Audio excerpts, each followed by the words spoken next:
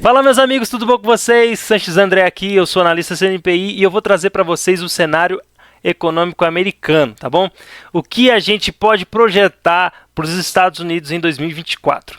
Antes de mais nada, que você possa curtir e compartilhar esse conteúdo com o maior número de pessoas que você conseguir, porque nos ajuda a trazer mais e mais vídeos. Um grande amigo ele me pediu para fazer um vídeo sobre essa parte econômica dos Estados Unidos. E quando ele pede um tipo de vídeo como esse, eu começo a pensar em todos os indicadores americanos. Então, quando eu tomo uma decisão se eu vou investir ou não nos Estados Unidos, eu gasto muito tempo com isso. Então, eu levaria aí 2, 3 meses para uma tomada de decisão, porque os Estados Unidos ele não tem só inflação e taxa básica de juros, não. Tem toda a parte de política. A gente vai ter um ano de eleição nos Estados Unidos esse ano. A gente tem a parte de logística, que mexe muito com os indicadores econômicos. A gente tem a parte de emprego, a gente tem a parte de exportações e importações nos Estados Unidos. A gente tem os gastos militares, que é um ponto que eu vou trazer aqui nesse vídeo. Então não é só olhar para onde o juros está indo, para onde a inflação americana está indo, ou projeção de PIB, vou comprar ou não vou. É muito mais complexo, porque existe todos outros indicadores econômicos que eu não vou nem trazer aqui, porque vai deixar você super, hiper, mega confuso. Os dados que eu já vou trazer aqui provavelmente já vai deixar você confuso, mas eu já trouxe um filtro tentando tirar o economês para você entender bastante os pontos positivos e os pontos negativos que a gente tem de investir nos Estados Unidos. Hoje os Estados Unidos ele está com seus índices, né, de renda variável, como SP500, Nasdaq, batendo recordes. A gente tem um dólar que não está tão forte como já foi, mas assim, tentando se fortalecer ainda. E no cenário internacional a gente tem também o ouro batendo recorde. O ouro, querendo ou não, ele tem todo esse poder de proteção, né?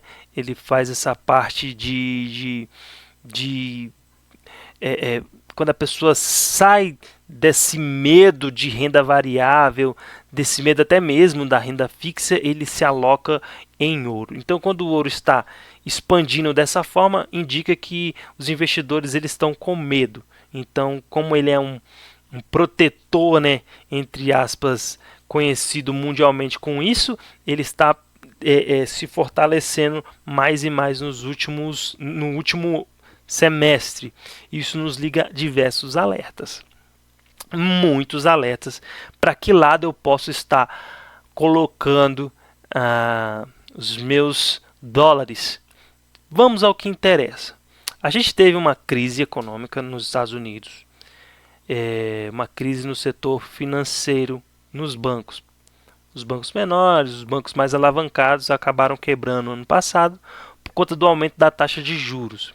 Muitos bancos alavancados, quando há um aumento da taxa de juros, eles não conseguem pagar, começa a inadimplência, efeito dominó, efeito bola de neve, e esses bancos começaram a quebrar.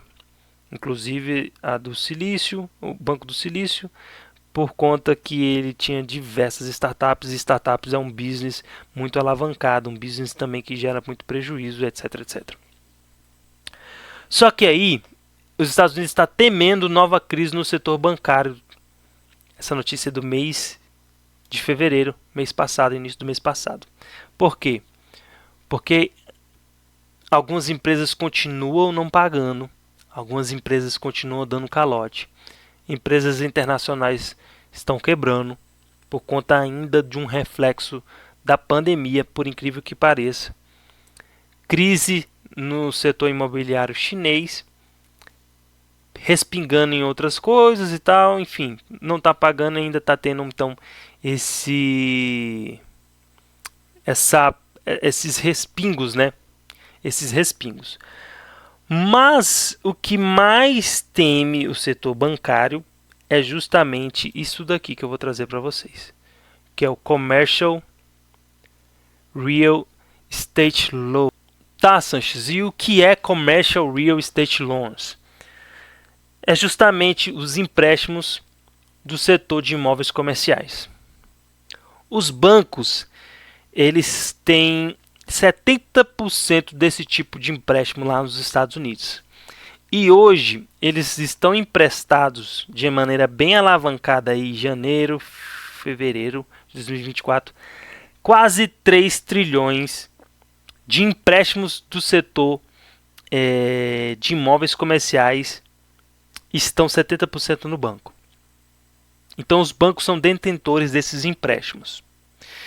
Só que, Sanches, beleza, o banco é normal ele emprestar esse tipo ele faz esse tipo de empréstimo. É onde o banco consegue dinheiro, é fazendo empréstimo para pessoas, para empresas, etc. Só que tem um problema. Está tendo uma queda nos preços dos imóveis comerciais nos Estados Unidos, em cidades como Nova York, São Francisco, etc, etc, etc. Esses imóveis comerciais começaram a ter uma perda de valor. Por que está acontecendo isso, Sanches? Quando a gente teve a pandemia, as empresas funcionavam 100%, com seus funcionários todos alocados nessas edificações. Quando veio a pandemia, as empresas falaram, vamos tentar trabalhar de casa. Desses 100% de pessoas que trabalhavam alocados nesses imóveis comerciais, hoje voltou no máximo 50%. Então, quase nenhuma empresa nos Estados Unidos estão alocadas 100%. Outras empresas, elas entenderam que, poxa, eu pagava, sei lá, $50 mil, $40 mil, $30 mil nesse imóvel comercial. Só que eu enxerguei, depois da pandemia, que o meu business ele pode ser feito totalmente online, com as pessoas trabalhando em casa. Automaticamente, eles quebraram seus contratos de locação e essas empresas até hoje não conseguem alugar novamente esses imóveis. Então, imóveis que não estão totalmente sendo utilizados, imóveis que foram devolvidos, empresas que quebraram na pandemia e não conseguiram pagar esses empréstimos para ter construído isso. Começou uma nova crise imobiliária no setor de imóveis comerciais. Só que a cereja do bolo nessa nossa análise é que esse tipo de empréstimo é um empréstimo que o próprio imóvel é a garantia para o banco. E é aí que a gente liga um alerta máximo. Porque se você pega um prédio que ele está avaliado em $2 milhões, você entregou um empréstimo de $2 milhões, só que esse imóvel ele perde 28, 30, 40% do seu valor. Quando você pega esse imóvel novamente, você banco, você está tomando um prejuízo de 28, 30, 40% em cima do seu patrimônio. Porque essa empresa ela vai quebrar. Essa empresa ela não vai conseguir pagar. E você vai ter que tomar o imóvel. E quando você toma o imóvel, hoje, hoje o banco não consegue reaver a totalidade do que emprestou. E isso nos liga um alerta enorme. Para quem não sabe, o setor imobiliário americano é um setor que alavanca diversos setores. A parte de emprego, a parte de emprego americano, a parte de desenvolvimento imobiliário é muito grande nos Estados Unidos e eles são dependentes demais desse setor. Por conta que lá é o lugar onde você tem que ter sua moradia própria, né? Lá tem essa característica. E isso está trazendo riscos para os investidores americanos, tá? Mas esse é um ponto negativo. E eu tenho o último... E esses são os pontos negativos, tá? Tem outros diversos fatores, mas eu vou trazer depois numa conclusão. Só que a gente estava tendo crise ano passado, a gente estava tendo diversos problemas ano passado, os indicadores econômicos americanos estavam péssimos e inclusive o SP500 estavam em queda. Só que a partir do meio do ano, ali para agosto, etc., as Mag 7, que é esse gráfico que eu trago aqui, que são as Magníficas 7, que são empresas do setor americano, tá? Que inclui aí Apple, Microsoft, Alphabet, Amazon, Meta, etc. Essas empresas, deixa eu atualizar aqui para a gente. Essas empresas, elas começaram a crescer demais, porque investidores entenderam o que é inteligência artificial e elas começaram a ter um boom. Então, investidores do mundo todo procuraram essas empresas, viram que elas estavam alinhadas com essa parte de inteligência artificial e começaram a investir nessas empresas. Então, essas 7 empresas, elas foram responsáveis por toda a mudança do cenário econômico do ano passado. E isso jogou na cara de economista-chefe, de analista, que estavam projetando uma recessão nos Estados Unidos. Sanches, então a gente já pode comprar qualquer uma dessas 7 empresas? A gente já pode comprar até outras empresas? Não. Se você pegar o Russell 2000, que são as small caps, ele não teve a subida como os indicadores SP500 e o Nasdaq, justamente porque elas não contêm essas 7 empresas. Essas 7 empresas foram a base, foi o pilar fundamental para o SP500. Então significa que o SP500 subiu, que o SP500 está bem não, que as 500 empresas estão bem não. Essas outras empresas estão em queda ainda. Só que esse setor de inteligência artificial começou a ter um boom, uma subida, um pump, com que fez com que o SP500 subisse. Mas as outras empresas ainda estão em tendência de baixa. É aí que a gente começa a perceber que nós podemos criar narrativas para você comprar Estados Unidos, mas também nós podemos criar narrativas para você vender Estados Unidos. Essas mesmas 7 empresas, elas estão apresentando algo bastante incomum. Não em todas as 7, mas a gente tem algo aqui a pensar.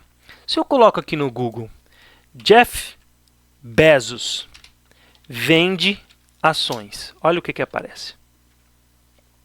21 de fevereiro de 2024, Jeff Bezos vendeu 50 milhões de ações da Amazon neste mês, lucrando 8,5 bilhões.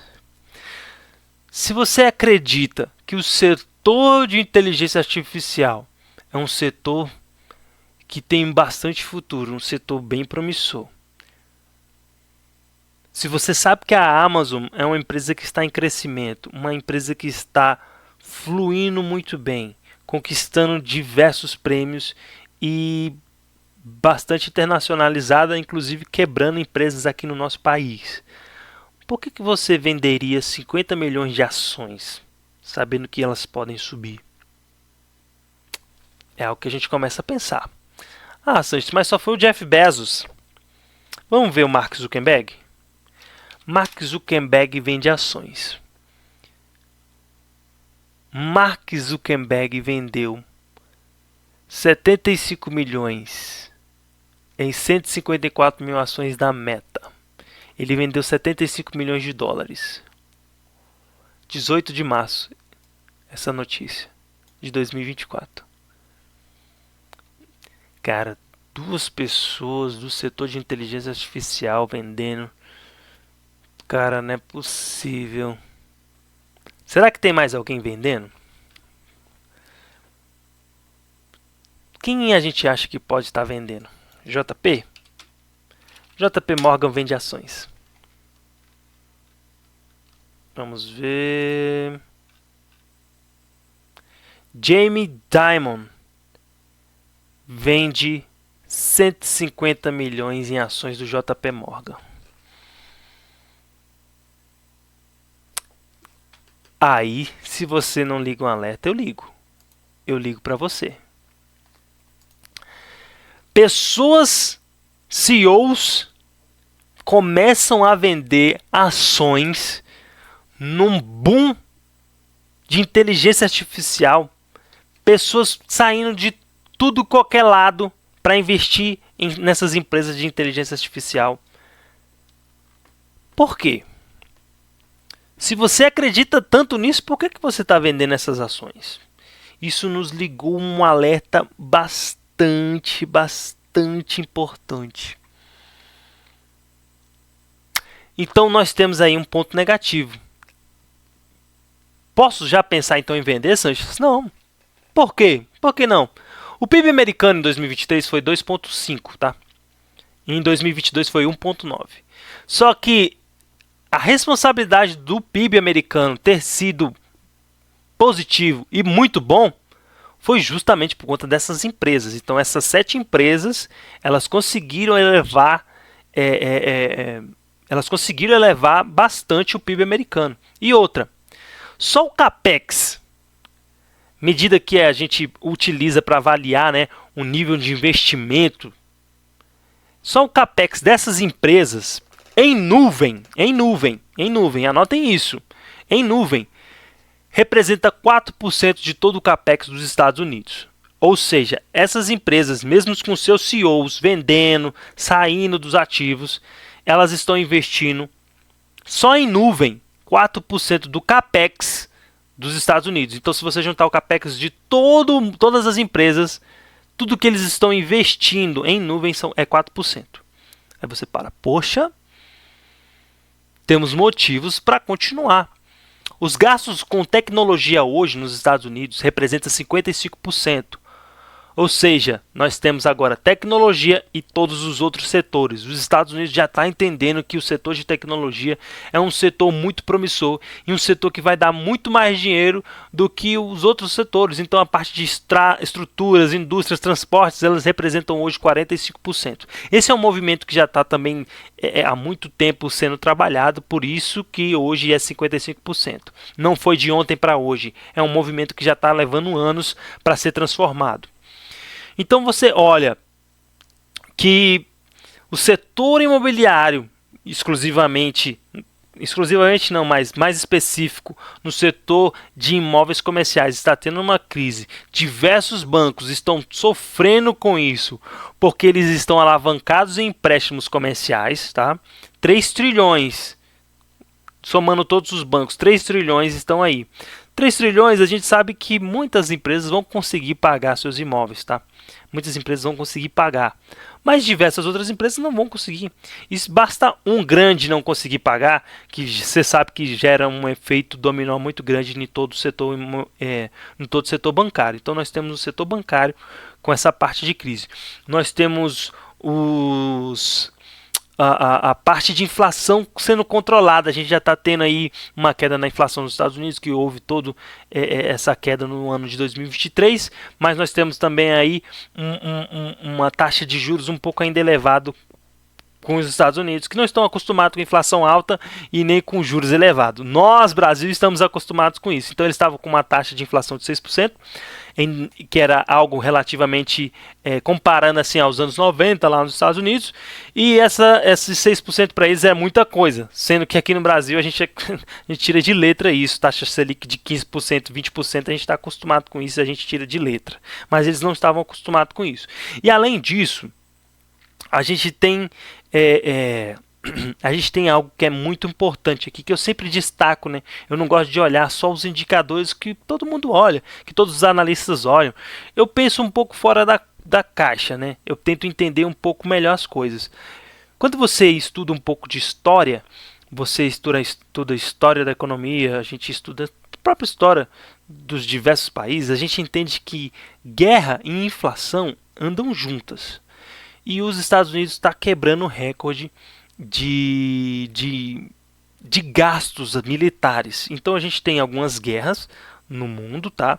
Os Estados Unidos não está participando no front com soldados, mas os Estados Unidos está emprestando muitos maquinários, emprestando armas, tanques, navios, aviões para alguns países esses que são aliados, países esses que eles têm alianças, e é necessário também, né, ter essas alianças e as proteções. Só que a gente não tem os dados oficiais de 2023, a gente tem alguns dados de sites, etc., que estão projetando, mas os custos americanos com os custos militares está em 1 trilhão. de dólares. 1 trilhão de dólares. Então, isso significa um custo muito elevado. E é um custo elevado para o governo americano. E isso tem impacto direto com inflação. Então, nós temos uma inflação que está sendo controlada, mas ao mesmo tempo nós estamos tendo muito custos. Então, se eu estou tendo custos elevados com armas militares, que só é custo. Você não pega um tanque de guerra e fala, nossa, esse tanque de guerra vai me dar 20% de lucro. Não, é só custo.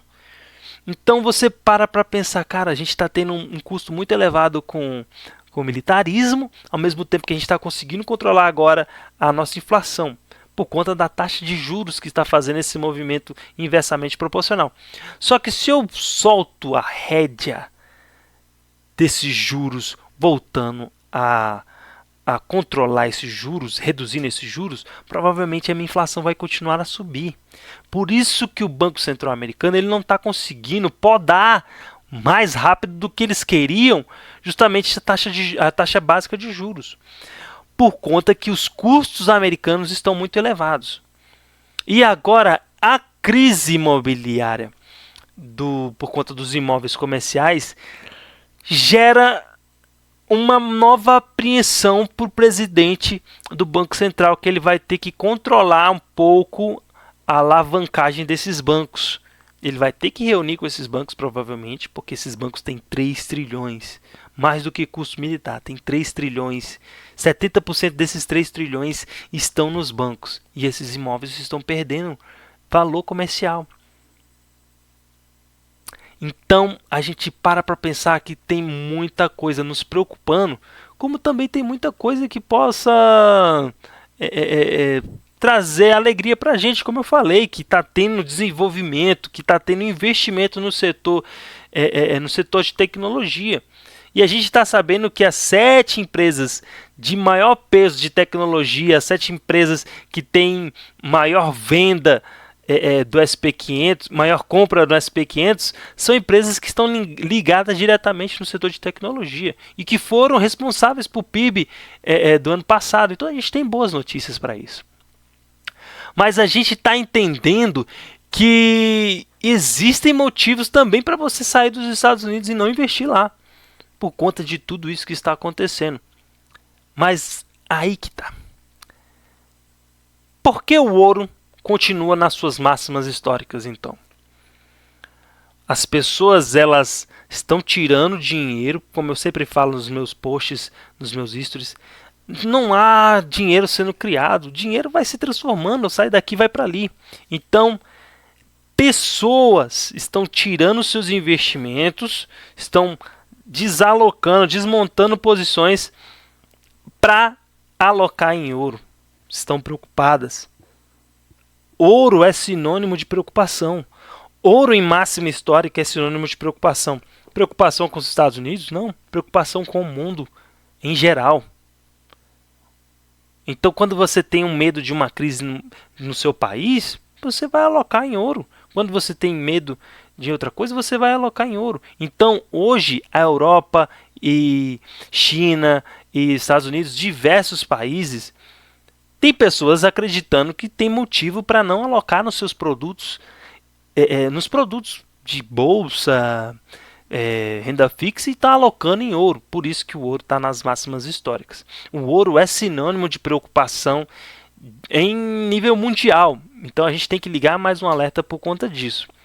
E além disso, eu vi diversos analistas falando, nossa, a gente pode abrir os olhos para investir no México, a gente pode abrir os olhos para investir no Canadá, a gente pode abrir os olhos para investir na Índia, porque esses países estão querendo crescer e tudo mais.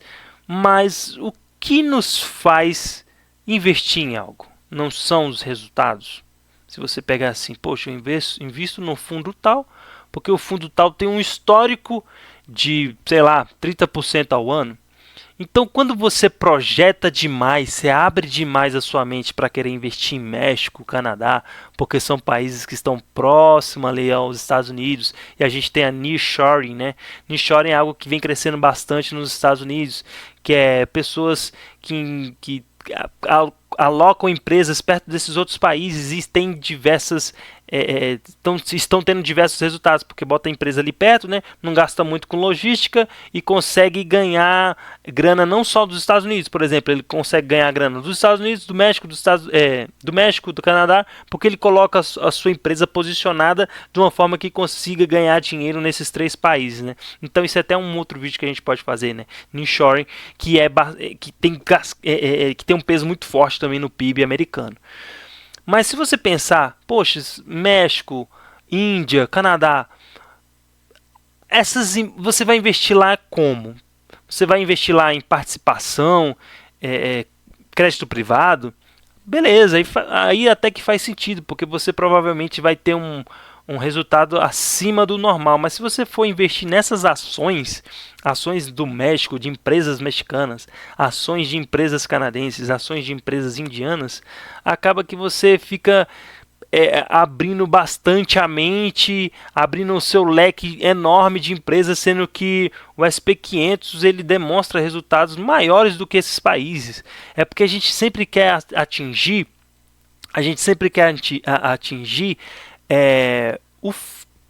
sabe, a gente quer comprar aquela ação lá de R$ 1, que vai se tornar R$ 60, que vai se tornar R$ 200, em vez de pegar algo consolidado. É como se o investidor brasileiro, quisesse acertar sempre a nova pirâmide financeira e ele estivesse no começo dessa pirâmide financeira. E nós temos que abrir os olhos para isso, que investimento não é dessa forma. A gente tem que procurar sempre algo consolidado, porque o dinheiro ele não brinca com a gente. Você investe aí numa empresa indiana, numa empresa mexicana, numa empresa canadense, e você nem sabe os fundamentos dessa empresa, e essa empresa acaba quebrando em um ano que ela está com você. E aí? Em vez de você ter alocado em empresas como McDonald's, Nike, Adidas, Tesla, BYD, empresas que já estão consolidadas aí há bastante tempo, Microsoft, Nvidia, diversas empresas, Johnson Johnson, ArcelorMittal, Gerdau, Vale, por exemplo, Petrobras. Então existem empresas bem consolidadas, empresas que já entregam resultados todos os anos, que vale muito mais a pena você investir do que você tentar o sonho através de empresas de outros países que você não vai saber nem por onde investir. Mas como eu falei, né, a gente pode construir 2 tipos de narrativas aqui. Você pode criar uma narrativa para investir ou uma narrativa para não investir ou até mesmo vender nos Estados Unidos. As pessoas que vão comercializar o produto americano para você, uma pessoa que quer te vender um tesouro americano, uma pessoa que quer te vender uma ação americana, ele vai ter motivos para você investir. E eu te mostrei aqui motivos. Eu te mostrei motivos que pode fazer você investir, como eu te mostrei motivos que pode fazer você não investir. Nós temos um cenário econômico americano hoje muito difícil de ser projetado. Diversos, não sou eu, diversos economistas-chefes, analistas e de casas enormes, de gestoras enormes, erraram no passado. E esse ano eles falaram que está bem difícil de projetar os Estados Unidos, porque nós temos diversos indicadores econômicos que nos falam bem e diversos indicadores que nos falam mal. Então você alocar hoje em Estados Unidos é algo que está alinhado, está tudo falando, cara, invista nos Estados Unidos? Não. Se você apostou em dólar ano passado, por exemplo, tem gente que gosta de arrotar pelos céus da terra. Vamos comprar dólar, vamos comprar dólar. É ótimo você dolarizar seu capital, é uma das melhores coisas, com certeza. Mas ano passado não foi o ano de você comprar dólar. Porque ano passado o real criou muita força. O real veio criando muita força, né? Em 2022, ali em 2022 para 2023, o real criou muita força. Então, se você investiu lá fora, por exemplo, um cara trouxe uma narrativa para você investir nos Estados Unidos, você pegou lá um produto de 4% atrelado ao dólar, 4% ao ano atrelado ao dólar, você tomou fumo, você perdeu o dinheiro. Porque a taxa Selic ganhou de você. A sua taxa real no seu investimento teve prejuízo. Justamente porque você Justamente porque ou você só acreditou nisso, ou você só acreditou nessa narrativa dele, enfim. Então, tudo consegue ser maleável, tudo consegue ser flexível. Então, monte uma carteira onde você não coloque todos os ovos da sua galinha numa cesta só.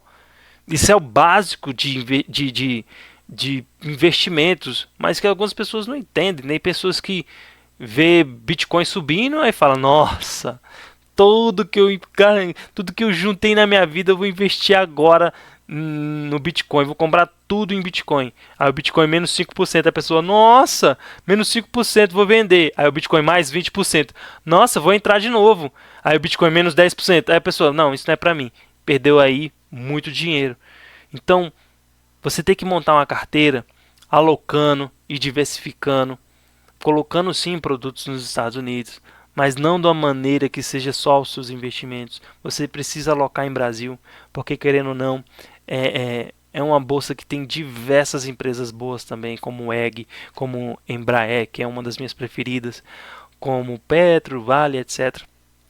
E você também tem que fazer suas alocações em renda fixa, alocações de uma maneira que você fique calmo, fique tranquilo e não se desespere. Porque quando você faz a alocação errada é onde vem o desespero. Quando você faz uma alocação de forma não estratégica é quando vem o seu desespero. É onde você vende no momento errado, onde você compra no momento errado, tá bom? Então, o cenário americano poderia estar melhor, mas tem motivos para a gente acreditar. Tem alguns pontos bastante importantes para a gente levar no nosso time de decisão, mas o mais importante aqui é quando um consultor de investimento, um assessor de investimentos, ele traz uma hipótese para você, ele traz um speech sobre a venda desse produto para você, você precisa saber o que você está fazendo. Isso é o básico. Você não pode alavancar seu patrimônio em um COI, em um produto ruim, em um produto que você sabe que não é um produto bom. Poxa, 4%, 4%, tem pessoas investindo em algo lá fora que rende 4% ao ano. Isso não é um produto bom. Ah, mas é do JP Morgan. Ah, é da UBS. Ah, é do sei que lá, eu estou dolarizando meu capital. Beleza. Se você está achando que está fazendo um bom investimento, botando em algo que é 4% dolarizado lá fora, tudo bem.